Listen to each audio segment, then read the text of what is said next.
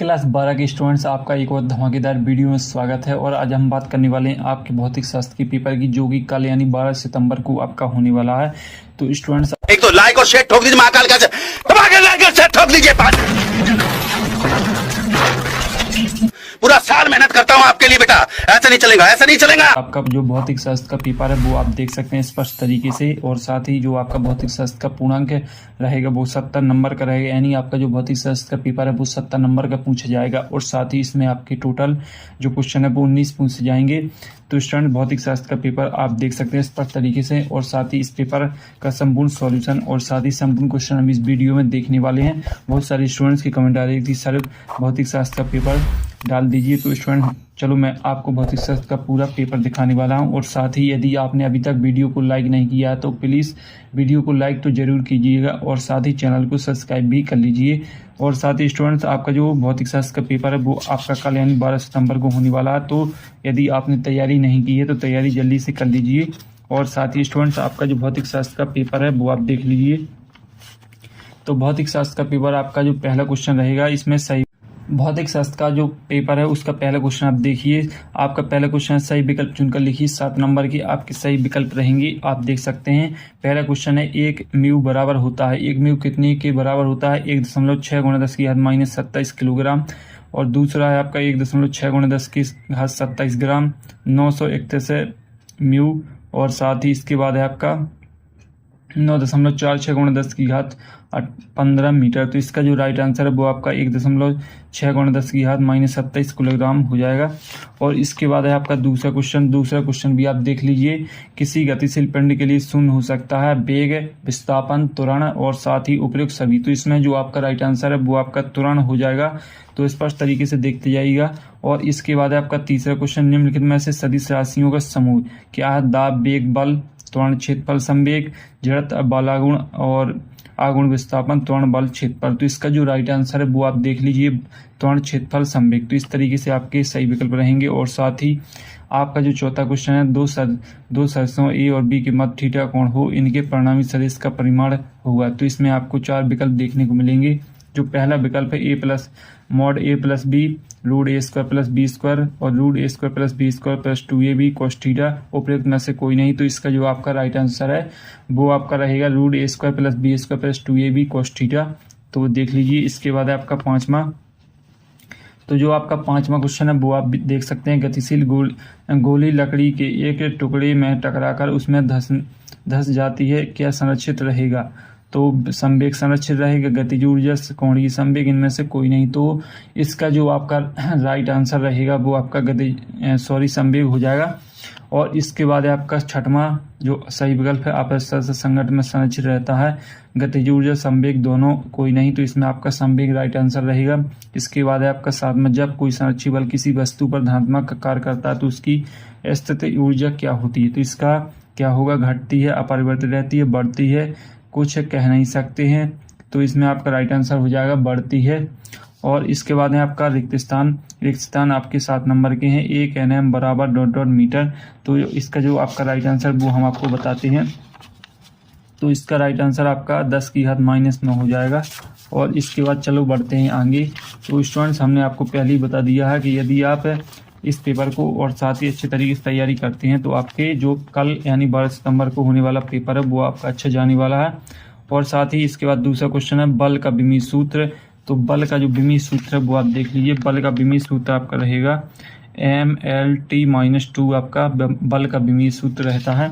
और इसके बाद आपका तीसरा क्वेश्चन, ऊर्ध्वाधर ऊपर की ओर फेंकी गई वस्तु द्वारा क्षैतिज में चली गई दूरी होगी। तो इसका जो राइट आंसर है वो आपका 0 रहेगा। 0 आपका तीसरे जो खाली स्थान है उसका राइट आंसर रहेगा। इसके बाद है आपका अगला क्वेश्चन, चौथा, महत्तम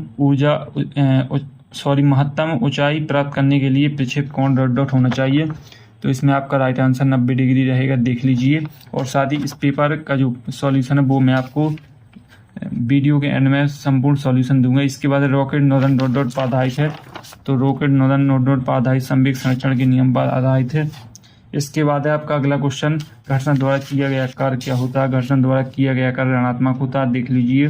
और इसके बाद है बल बराबर द्रव्यमान गुणा क्या होता है? तो त्वरण होता है। तो आपका त्वरण रहेगा। तो इस प्रकार से आपका खाली स्थान की जो सॉल्यूशन है 1 2 3 4 5 6 7 यहाँ तक आपके राइट आंसर रहेंगे। इसके बाद है आपके सही जोड़ी, तो सही जोड़ी आप देख लीजिए, सही जोड़ी आपकी रहेगी 7 नंबर की। और जो आपका पहला पार्सेक, तो इसका राइट आंसर रहेगा आपका 3.08 गुणा 10 की घात है, 10 की घात कितना है 16, 10 की घात 16 मीटर।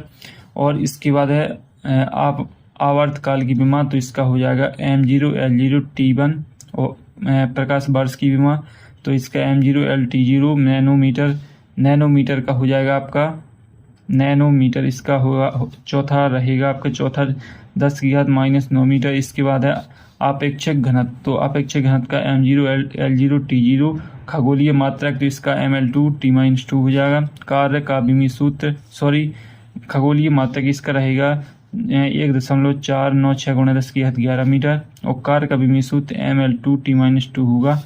इस प्रकार से आपकी सही जोड़ी कंप्लीट हो जाती है, आप देख लीजिए।